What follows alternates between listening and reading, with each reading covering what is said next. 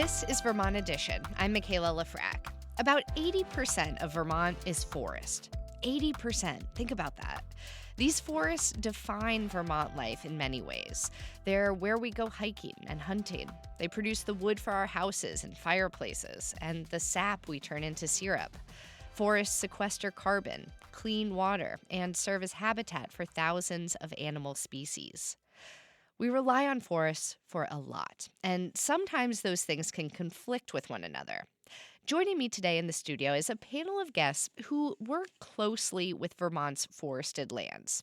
They each love forests, but they also have slightly different goals, including making forests as productive as possible to meet human needs and keeping forests protected from human interference. Joining me today is Oliver Pearson, the Director of Forestry at the Vermont Department of Forests, Parks, and Rec. Oliver, thanks so much for being with us. Happy to be here. Thanks for having me. We're also joined by Christine McGowan. She works as the Forest Products Program Director at Vermont Sustainable Jobs Fund. Christine, welcome. Thanks for having me. And we have John Leibowitz with us as well. He's the director of the Northeastern Land Trust, also known as NEWT. They buy land from private landowners to be protected as forever wild, undeveloped places. John, welcome. Thank you so much for having me. And our lines, as always, will be open this hour. If you have questions about the conversation we're having, thoughts of your own, perhaps you are a landowner and are figuring out how to manage forests of your own, you can give us a call at 800-639-2211. You can also email us at vermontedition@vermontpublic.org.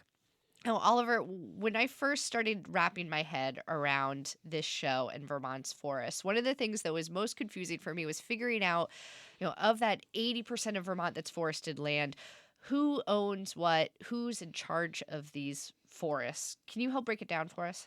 Yeah, sure. I'd be happy to. I think what's really unique in Vermont is not that 80% of our forest is privately owned, but that of that private ownership, it's mostly small family ownership. We have very few large timber owning companies in Vermont. Less than 1% of the forests are owned by those large timber companies, which is more common in other parts of the country. So 10% of the state's forests are in the Green Mountain National Forest under federal jurisdiction. About 10% is state and to a smaller extent local. By that I mean town forests.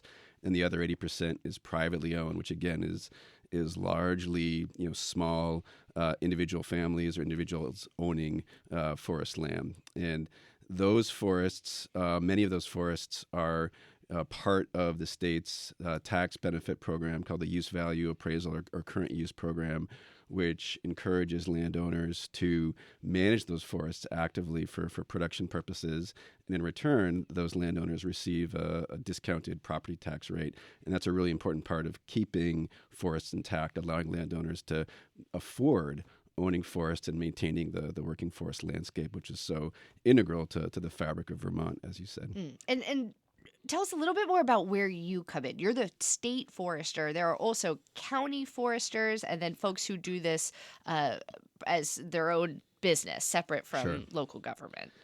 Correct. Yeah, I have the honor of leading the state's division of forestry. We have about 62 employees that do anything from manage state forests. Think of the Mount Mansfield State Forest, where Mount Mansfield is, and Stowe, and many of the great hiking and recreation opportunities you mentioned.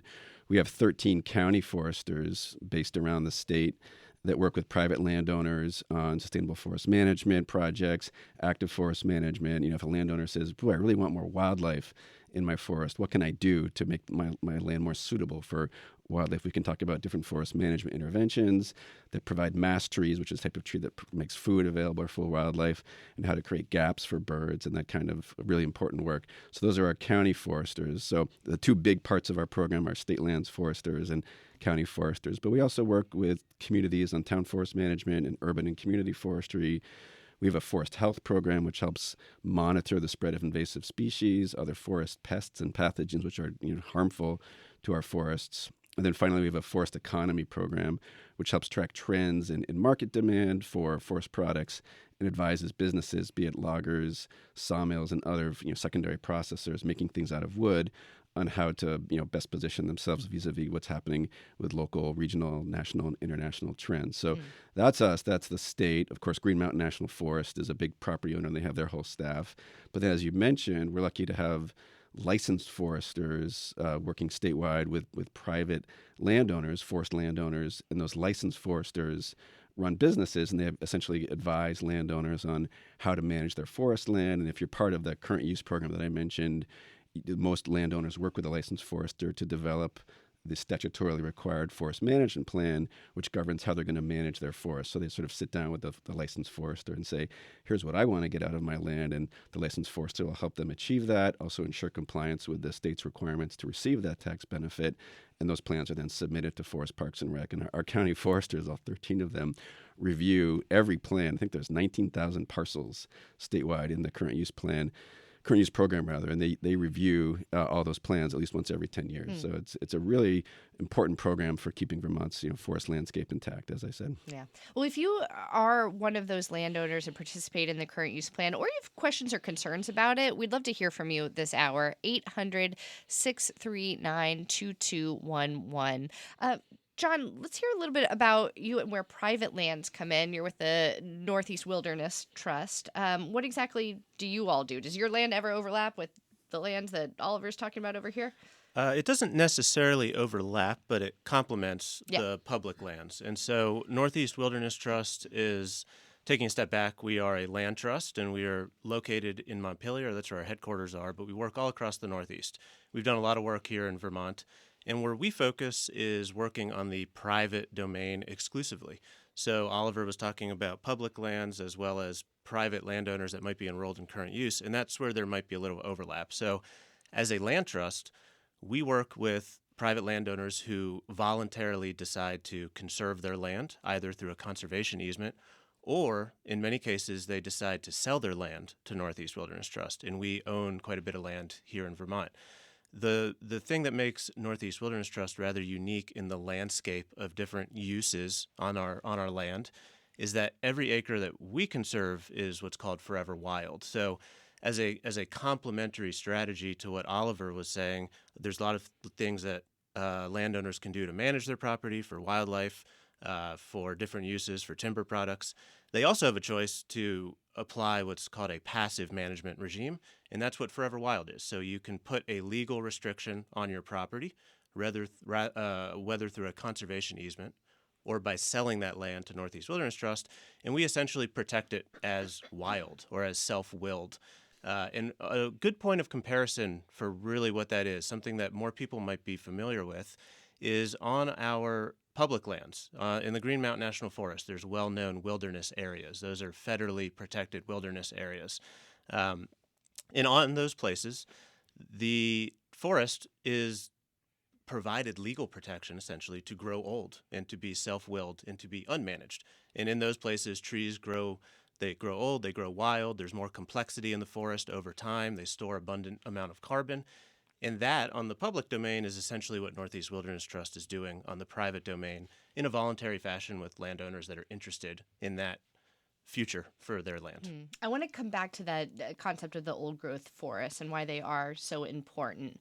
But first, Christine, tell us a little bit about your background and your work with Vermont Sustainable Jobs Fund, just so our listeners can have a better sense of where each of our guests today is coming from as we approach this topic. Sure. Well, thanks for having me.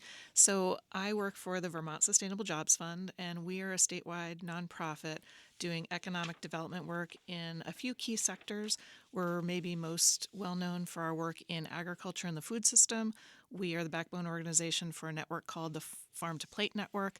I work with the forest products industry, so looking at businesses across our forest economy, and then we also have programming for climate and clean energy companies, and we offer a variety of different programming and services, but my role working with the forest products industry is really to try to help support the industry writ large and the businesses within that forest economy, whether those are the foresters or the loggers or the sawmills or secondary manufacturers or biomass producers, really anybody touching wood. Our desire is to really support those businesses and to support the sector as a whole as part of a larger regional forest economy. And I have to ask, hearing you two, John and Christine, talk about your work, in some ways it seems at odds that there is a space for a forest economy, as you put it, using the wood of our forests to build things. And then, John, as you're saying, to keep things forever wild. Is there space for both of these things to happen in Vermont? Oh, absolutely. I really believe, and when I look at our forest economy, the forest economy writ large includes everything from those forest products to other forest uses. So we think about recreation. There's a lot of recreation that happens in our forest, and that's also part of the forest economy. And the land trusts and others who are protecting forests, and whether those are forever wild or just being conserved, that is also part of the forest economy. So it's a larger economy than just the people who are making things out of wood. But I don't think those are mutually exclusive. I think it's definitely a both and I think there are a lot of good examples of where that is happening really successfully. I would love to hear about some of those places. Do any come to mind for you, John? And then we'll go over to you, Oliver. Sure. Yeah, there's a lot of good examples, and I just want to echo what Christine said. The idea that managed land and wild land are at odds is a good myth to be put down. These things are incredibly complementary, and in fact, they're necessary. Wildlands benefit from managed woodlands, and woodlands can benefit from wildlands. And there's plans that the state of Vermont has enacted that point to that complementary nature. And here in Vermont, we have this incredible document called Vermont Conservation Design, which calls for about 9% of our state to be old forest. And that's comprised of both public lands and private lands. And that's nested. 9% is a small portion of our forested lands. And that, of course, is nested within a much larger landscape of managed lands. And so there's a lot of examples where these things work hand in hand. I could give one example just north of Montpelier, where I live. A few years ago, Northeast Wilderness Trust had the opportunity to purchase about 6,000 acres from a local family that had been managing it for timber for generations. They, again, going back to what I was saying before, they decided to sell to us. They voluntarily agreed to sell their land to us. It's now called the Woodbury Mountain Wilderness Preserve. And that 6,000 acres of core wild habitat in a larger landscape also happens to be adjacent to other land that family owned and decided to conserve with FPR and Vermont Land Trust, which now has a managed timberland conservation easement on it. And so those properties, which were at one time both owned by the same family, is a great example of a choice that either agencies can make, landowners can make, and land trusts can engage in to create both wildlands and woodlands side by side, benefiting people and wildlife and the climate. Oliver, I see you furiously writing notes over there. What do you think listening to this? Yeah, no, I really agree. I think, we demand a lot from our forests. We expect forests to provide clean water and wildlife habitat, to provide wilderness for many different reasons, from recreation to just the benefit of having older forests, which we'll talk about. And we also need the forest for, as you mentioned, carbon storage and finally durable wood products that society depends on. And the great thing is, our forests are a renewable resource, and they can meet, those demands if they're well managed. And I think, what the approach that we take when we manage our state lands is one of multiple use, where we try to balance some amount of active forest management for both commercial purposes, getting timber out to markets, but also active forest management for non-commercial purposes, things like wildlife habitat improvement and preventing the spread of invasive species. But in addition to that, we look at the landscape and say, boy, this area is really important for a certain wildlife species, or this area has really fragile soil, or it's on a steep slope, or boy, there's potential for enhanced recreation here, and that'll really benefit this town's economy, and a lot of people will come and enjoy this place. So that multiple use approach is at the heart of what we do on state lands. An interesting outcome of that is we engage in these long-range management planning processes when we're putting together a management plan for state lands. And the one that we completed recently that was in the news a bit was the Worcester Range Management Unit State Plan. And I think what people may not realize is we set over 50% of the Worcester Range aside for conservation. And we put 40% into a let's wait and see category. We're not going to do any commercial management in this 20-year period for which the plan is valid, but we're not going to protect it permanently either. And then we only decided to do actual extraction on a maximum of 10%. And on those lands, we'll do 12 timber sales over 20 years and really get into the details of planning. Where can we harvest timber sustainably so that we don't, disturb habitat or create water quality problems? But the big picture is it's a landscape that has different objectives, some of the sort of wild conservation that John's mentioned and some of getting the products out to market. And really a lot of it is allowing the public to come in and benefit and enjoy the forest, which is really important to us. So, I think this notion that these different uses are at odds is, somewhat counteracted by the resilient nature of our forests, their ability to regenerate, to grow back, and that when careful stewardship is applied, they can meet all these different needs, across the landscape. We are lucky to have 4.5 million acres of forest, as you said. The forest cover is decreasing slightly, going back to 1997, which was when we had the largest amount of trees in the state, at least in recent memory. Since then, we're losing about 5,000 acres of forest per year. So we are losing forest to fragmentation and development and some amount of agricultural expansion. But that's not a very troubling trend. We'd love to turn that around. But we're able to maintain the lion's share of our forests, manage them well, and meet all these different needs that society is asking us to do. And Oliver, you said that forests have this amazing power to regenerate and regrow, but there's also a value in these old growth forests, which takes hundreds and hundreds of years to really develop. Christine, I'm wondering if you could talk to us a little bit about that because, these choices that Vermonters made a couple hundred years ago when, we were using so much of the land to graze sheep, those are still affecting our forests today. Like a forest that started growing 100 years ago isn't technically an old growth forest. Is that right? That's right. Yeah. And, I'll be the first to say I'm not a forester, but I listen to a lot of foresters and I do a lot of reading from people who know forestry really well. And what I have learned over time is when you look at our history as a state and really as a region, we over harvested a lot, and a lot of that had to do with agriculture and land use back then. When those markets shifted and those farmers sort of let that land grow back, it all came back, and the challenge that we face today is really that so much of it has come back kind of all at the same time. So we have a lot of what they call even-aged forests, and that creates an imbalance. So that's not necessarily natural. That is just a lot of trees growing together all at the same time. And that can present some vulnerabilities.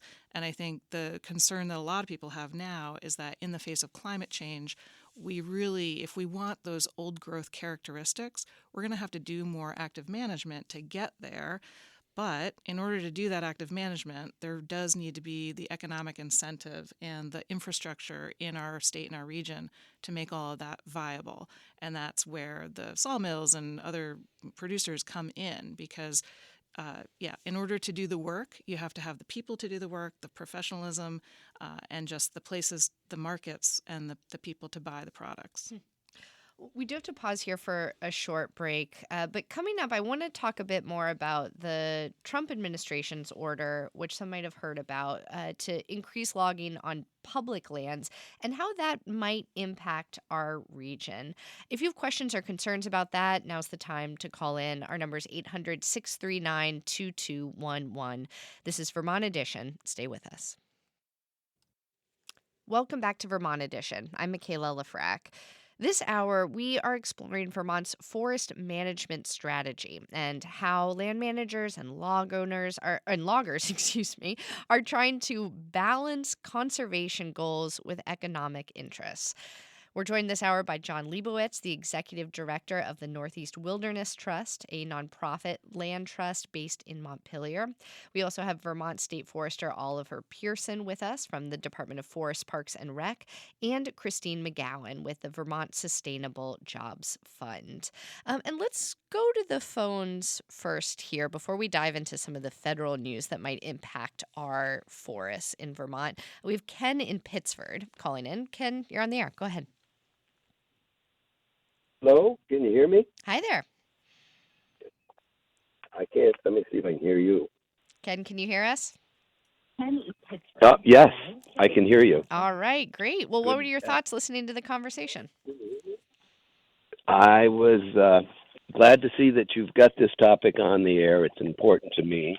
Our family runs a small sawmill down here in Pittsford, Vermont, and I'd say the fourth generation at it. We started out in 1880 as a farm and Wow. have transitioned into the lumber industry for the last 65 or 70 years. I definitely feel very passionate about our forest and our forest economy, and I'm glad to be part of it. And but do share some concerns as to how things are going.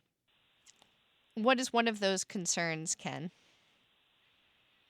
So I'd say what concerns me most is that our forest products industry has struggled a lot with not only the ups and downs of the economics of the lumber industry, but it's also struggled a fair bit with the personal or the people's perceptions of what's best for Vermont's forests.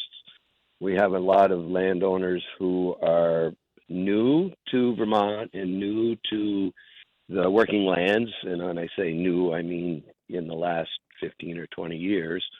And we, as you know, folks in the industry have seen a lot of folks buy chunks of land, which is part of the private sector, and then with the idea that they have no interest in managing for timber products and much more interested in turning it to forever wild, which is certainly their prerogative, but I'm feeling that the misunderstanding is that we as a society and as a part of the world have a pretty large demand on wood products, and currently in New England as a whole, we as the Northeast are actually importing more wood products than we produce, when in fact we have the capacity to do the opposite.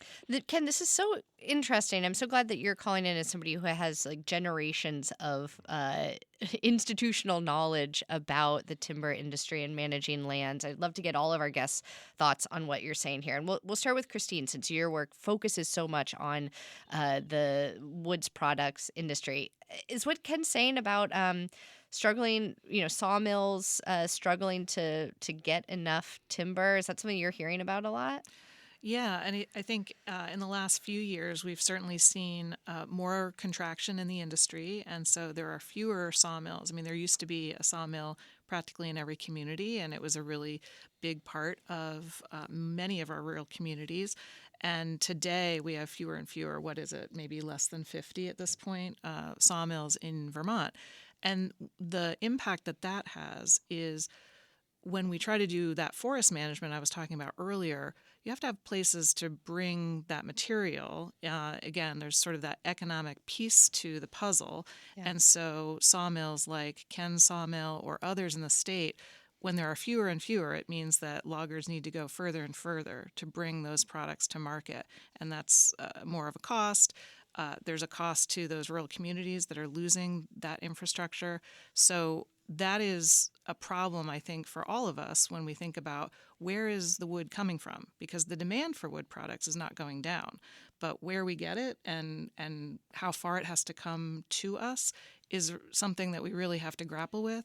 I think when we look at things like construction and building, I mean, most of our homes are built out of wood. Where did the wood come from? Was it Was it harvested locally, or did we have to get it from very far away? And what was the carbon footprint of that? So those are the kinds of questions that I think about, and I know a lot of other people are thinking about in terms of looking at the full picture of how we manage our forests and how we utilize what comes out of our forests. So, John, how do you balance those concerns that folks like Ken and maybe Christine have too, with making sure that we're protecting land when landowners want that, and when our larger ecosystem wants it too? Sure. Well, Ken, thank you for the question, and I really appreciate your perspective on this. There's a few ways to look at this. The first is, in the aggregate, let's use conservation numbers for example to start the conversation. In Vermont, about 25% of Vermont is conserved today in some way, and some of that's public land, some of that's private land through land trusts. Of that 25%, only 3.3% of Vermont is currently conserved as wild. So legally conserved as forever wild, the way that I was talking about before. So we are talking about a small portion of Vermont. And again, if we look at documents like Vermont Conservation Design, which the agency put out on a roadmap for maintaining the ecological functionality of our ecosystem in Vermont, that calls for about 9% to be an old forest. And you can achieve old forest through multiple means. You can manage for old forest characteristics, but you can also get there through forever wild conservation. Those are two valid strategies. But to Ken's point, and what Christine was talking about, there has been some really amazing recent published papers on this topic precisely that point out that it is possible for New England as a whole to produce as much wood as we use here in New England without needing to import substantial amounts. And the amazing part about that, which I find to be really interesting, is that being able to do that, you can also conserve up to 20% of the region as wilderness. And those things, again, are not at odds with one another, but it is about finding the right places to conserve as wild, finding the right places to conserve as ongoing managed timberlands like Ken's place, and making sure, to what Christine was saying, that we have the ability to harvest and actually produce the local wood products. We need to have that capacity, and all these things go hand in hand. It's complicated. There's no easy answers. There's a lot of nuance here. But the folks that have looked at this topic have concluded we could do both of these things. There's enough room on the landscape for a lot of wildlands and a lot of managed timberlands that produce the wood products that we all love and use and value. And Oliver, I kind of heard you saying that earlier too. Saying there's certain forests that are really important for this endangered species. There's certain forests where people really like to hike. There's certain ones that could be used well as timber. That makes it all sound pretty easy. But as we know here in Vermont, where we love a protest, those decisions are never easy. So I don't know quite what my question is here, but we can all agree that there should be a balance, but it doesn't always happen that way. Yeah, no, I agree. There's people have strong feelings about the forest land they own, land they use, public land, and it's our job, anyone who's working in this sector, to try to work through those different perspectives and come up with a shared vision for forest management. And I think the Vermont Conservation Design vision that John mentioned is a good one. And in addition to targets for old forest, Vermont Conservation Design also has targets for young forest because of the benefits that provides. And what we try to do is achieve those targets and allow landowners and loggers to manage forests sustainably and to do a really exemplary job of that. It's easy to cut down a tree. It's a bit harder to cut down a tree well and think about minimizing impact to riparian ecosystems, to minimizing soil disturbance, and really ensuring that tree has a market so it doesn't go to waste. And that's really a lot of what we do. I think in relation to Ken's point, the data shows, like as he mentioned, that there's a lot of new landowners in Vermont, and they may not have come up with 4 generations of land management like Ken has. And I think there's an important role for the state and others to play to show that you have choices as a landowner, and this multiple use approach that I've mentioned is really if you own a lot of land, is really probably what's in the best interest of the forest. Setting some land aside for permanent conservation is a great thing to do. And there's certain parts of the landscape where there may be higher priorities, intact forest blocks or places that have connectivity for wildlife. But then actively managing parts of the forest to create those old growth forest conditions that Christine mentioned, or to move from this even-aged forest that might be a monoculture and therefore more susceptible to climate change risks, more susceptible to invasive species, and create that sort of structural complexity which gives the forest more pathways to recovery. And that's what we're really trying to work with landowners on. Good forest management can be summarized one way through this term of sort of ecological forestry, which is a sort of an approach to forestry that thinks about the ecosystem as a whole and does that balancing of getting forest products out to market, but also maintaining the really important ecosystem functions that forest provides. And that's more and more what we're trying to do in Vermont, both on public lands where we do timber sales, as well as how we advise and work with private landowners. And the last thing I'll say, we are working with these new landowners to explain their options as landowners for how they manage their forests. And you see these great conversations with our county foresters when they're walking the land with a landowner and say, hey, you see this old stone wall here, and you see how some of these trees might look a little different than elsewhere. This used to be, a piece of the farm, and these forests grew up maybe 80 years ago, and that's why they all look the same.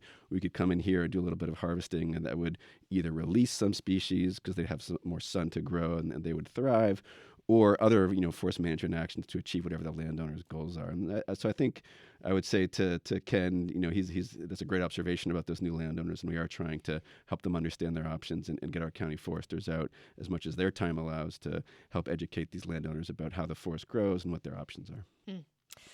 All right. Well, I said that we would talk about President Trump's executive order around timber. So let's do it. So we've gotten a number of questions about this from listeners. So in March, President Trump signed this order directing an expansion of timber production. This month, the U.S. Department of Agriculture sent a memo directing the Forest Service to expedite timber production, in part by foregoing parts of environmental assessments that usually happen for these big logging projects. First, just briefly, Oliver, are any forests in Vermont part of the federal government's push to increase timber production? Yeah, the Green Mountain National Forest is under federal jurisdiction and is one of the lands that's subject to both the executive order and then the memo that the U.S. Department of Agriculture put out. And even prior to the Trump administration, there was a new integrated resource management project referred to as Telephone Gap that the U.S. Forest Service has been developing, which will lead to, among other things, some logging on the national forest and some non-commercial forest management for wildlife benefits and their purposes, and then some areas that will be protected and used for recreation or long-term conservation. Mm-hmm. So I think what the Trump administration is trying to do is, as you said, speed up the pace of these forest management projects rather than taking, I think Telephone Gap has been under discussion for over 5 years.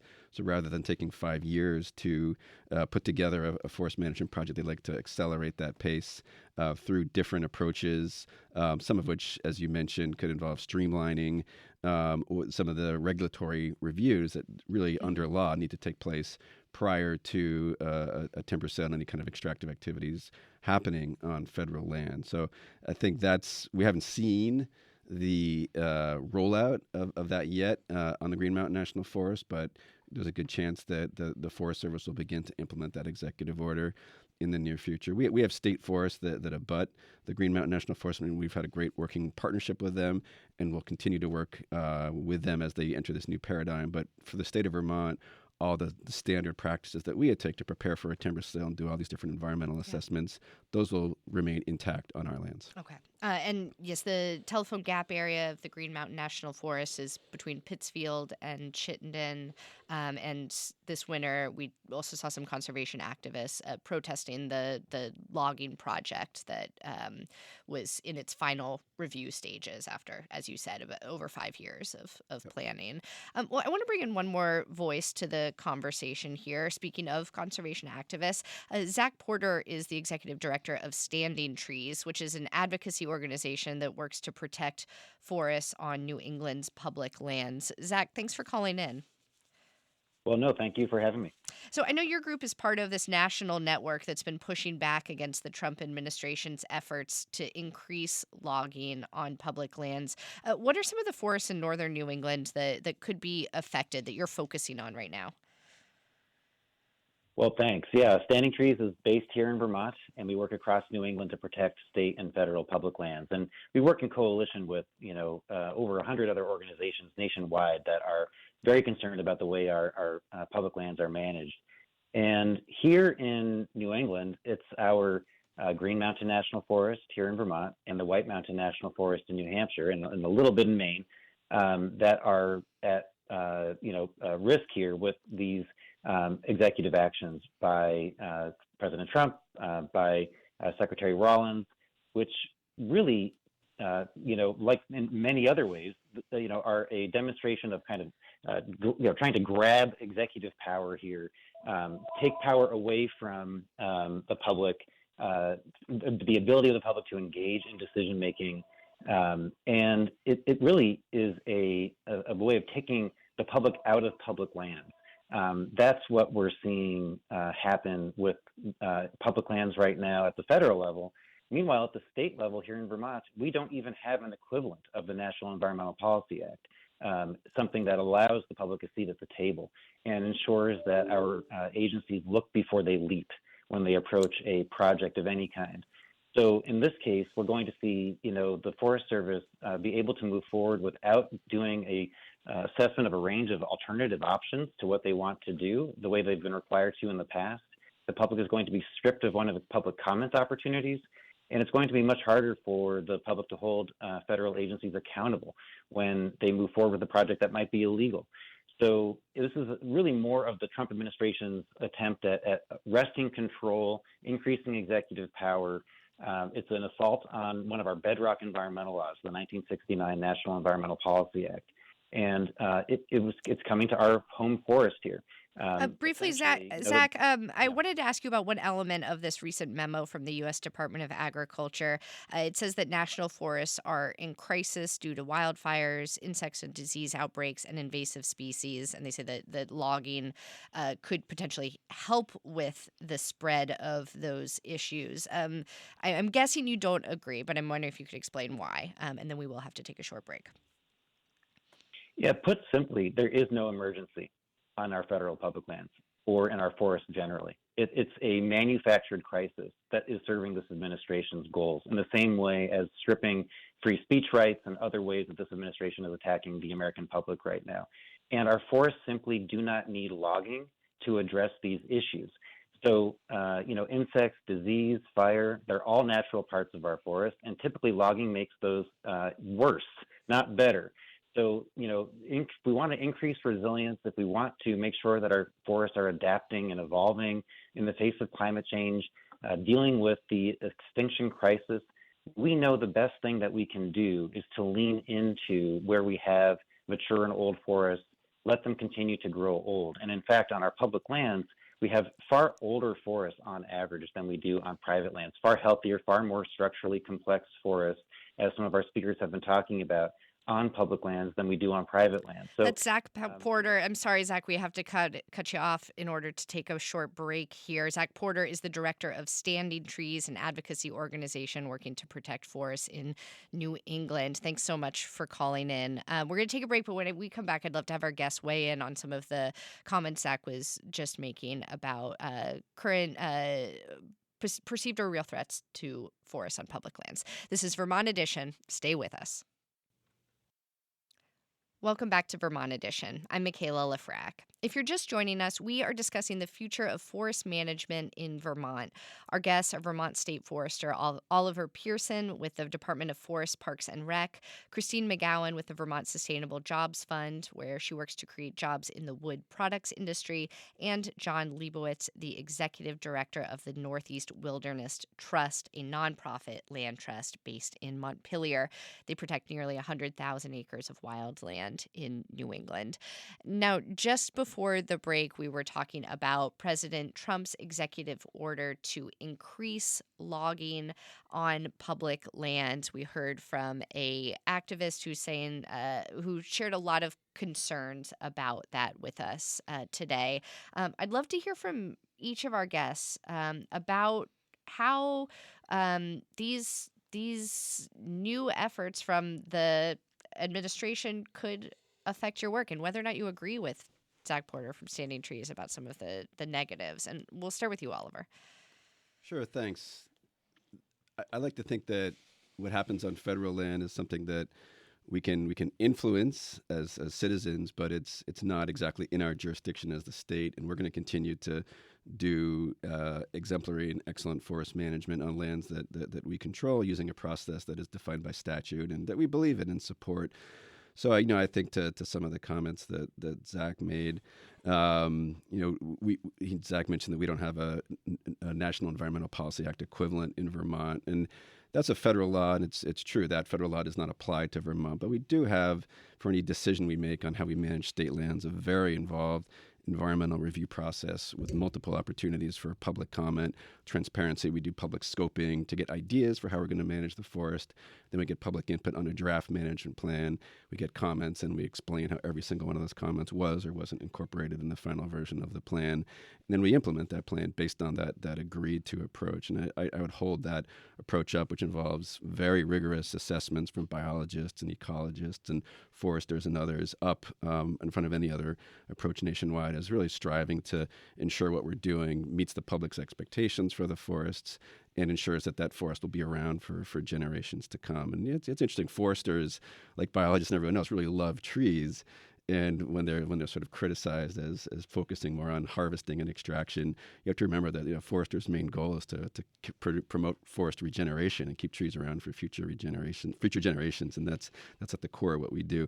Yeah. Just one other point I'd make briefly is, Zach mentioned that logging makes disease and fire worse, not better on forest lands, and I think there's a lot of scientific literature that shows the exact opposite. That when you engage in well-planned active forest management efforts, those can support forest complexity, minimize forest stressors, remove fuel, which makes forests more susceptible to catastrophic wildfire.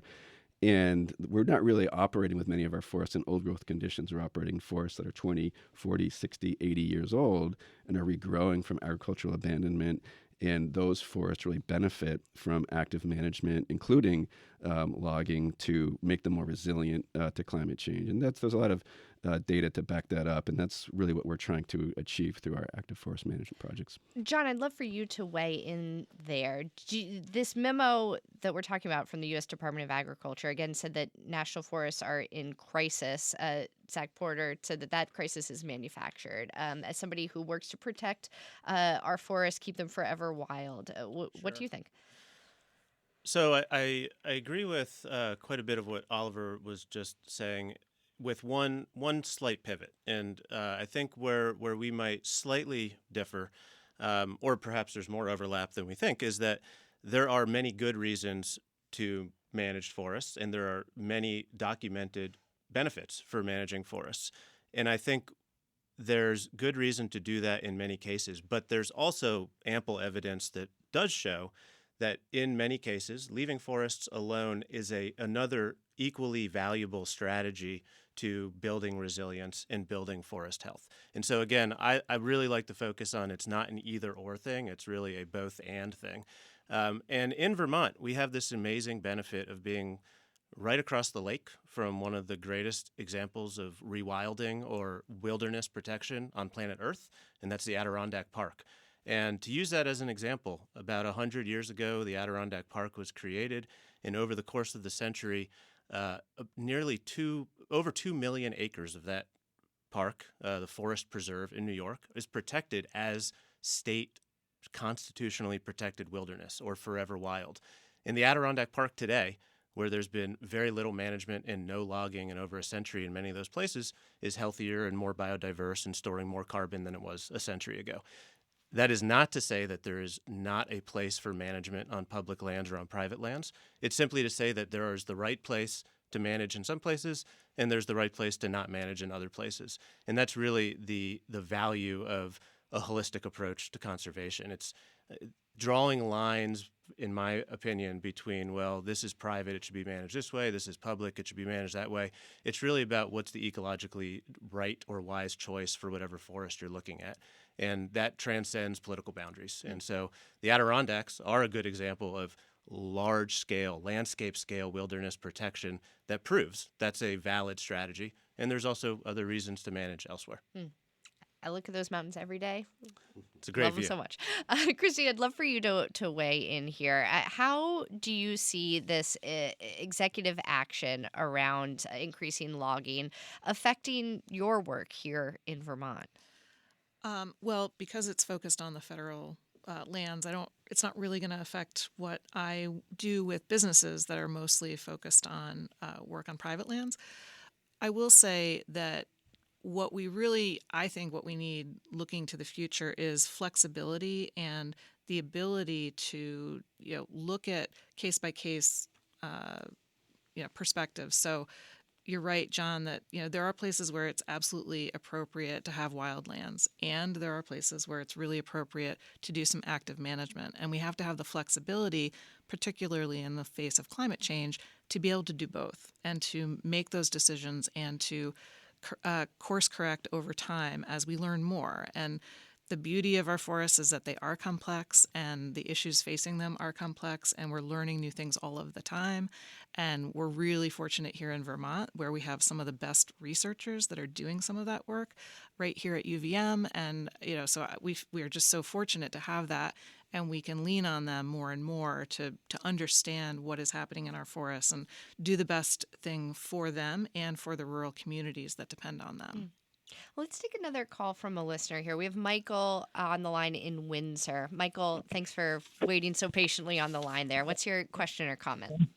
How about if I have several questions, and I'd like to posit them with you, and then I'll turn off the phone and listen to Okay, them on the radio. just so you know, we only have a couple minutes left here. So I know that's always the case with me. I know, but first is there are 14 counties. Why only 13 county foresters? Two is, do you do any kind of management for what I'll call forest farming, like to promote things like ginseng or wild leeks, and making openings for rare orchids like the small world begonia? And do you help communities create emergency fuel wood banks? Using unmarketable wood to store and give to people who might run out of firewood in the winter. Great questions, Michael. I'm going to try to give one of those to each of our guests. We'll start with you, Oliver. 14 counties, 13 foresters. Why? The counties of Grand Isle and Franklin share a county forester. That's a remarkable forester named Charlie Hancock. And that's just because of the not necessarily related to the amount of forest in those two counties, but really due to the amount of funding that the legislature provides and the number of positions that we're able to hire as the state. I would also add to the last point that we do have a program called Wood Warms, which for every timber sale that we do on state lands, we take a percentage of the wood coming off that and donate it to wood banks to then provide low cost or free firewood for Vermonters who are in a position to need some assistance heating their home. And so that's a great example of using local wood sustainably to meet needs of our own communities here in Vermont. Yeah, Christine, I was wondering if you might have anything to add on that, or if you're familiar with those. I am familiar with them, and I think that's a really important program. And I know also like the United Way, I think, offers similar programs. So it is important. There are a lot of rural Vermonters who depend on wood for heat, and we want to make sure that that's accessible for them. And so having programs like this is really a terrific thing for Vermonters. Yeah. And John, do you know about these orchids that our caller just brought up? I have heard of that orchid. I don't know enough about its natural history and what habitat it prefers to live in. But I guess I could use that as an opportunity again to note that it's a great example where there are particular species in our age of climate change and with fragmentation that do benefit from certain management regimes. And there's also really valid arguments across the board where passive management, rewilding, forever wild, benefits the most amount of species, not targeting any one particular one. And so again, there are opportunities for these sorts of things across the landscape, and you can pick and choose which is the best way to do it wherever you are. John Leibowitz is with the Northeast Wilderness Trust. Thank you so much for joining us today. Thank you so much. We're also joined by Christine McGowan with the Vermont Sustainable Jobs Fund. Christine, thanks for sharing your expertise. Yeah, thanks for having me. And we had Oliver Pearson, the Forestry Director for the Vermont Department of Forests, Parks, and Rec. Oliver, thank you. Thanks for the opportunity. And if you are itching to hear even more about Vermont's forests, be sure to stay tuned for the next episode of Vermont Public's podcast, Brave Little State. In it, they try to answer this listener question: is logging in Vermont bad for the climate? To find out the answer, they consult with scientists, they visit a sawmill, and they dive into some heated local debates. And that episode will drop on May 8th. Today's show was directed by Aaliyah Papes. Our managing producer is John Ahrens, and our producers are Andrea Lorian and Daniela Fierro. Our intern, Anna Berg, produced this show. Our call screener today was Rick Barrett, and our theme music was composed by Myra Flynn. I'm Michaela Lafrac. Thank you so much for listening, and we will catch up again soon.